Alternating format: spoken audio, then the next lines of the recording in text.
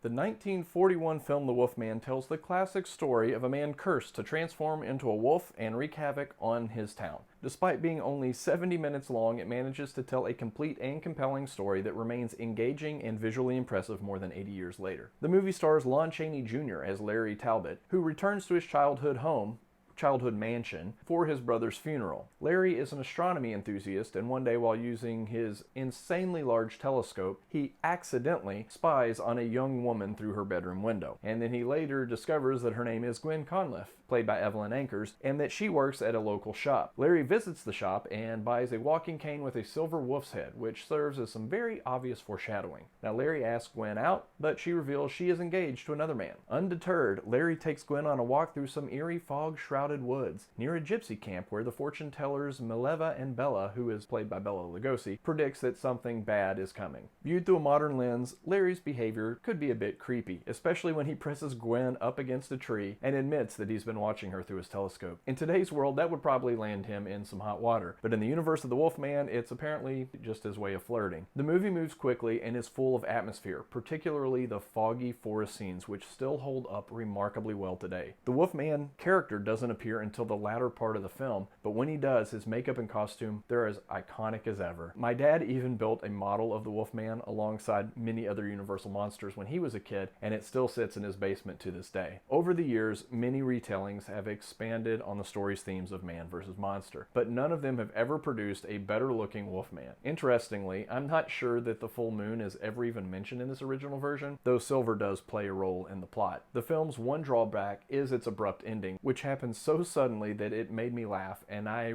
rewatched it several times just to see if I'd missed something. In 1941, filmmaking was still a relatively young art form, so the storytelling might not feel as refined as modern audiences are used to. But since back then many of the cinematographers started out as photographers, the film's lighting and framing are all top-notch. The Wolfman is a quick, enjoyable watch, and a fantastic way to experience one of the most iconic movie monsters in cinematic history. Casually lounging on a bed surrounded by well-dressed men, spying on your neighbor through a large telescope, hairy legs, having your fortune read by Bela Lugosi, confessing to stalking a woman while she's leaning against a tree, iconic foggy movie sets,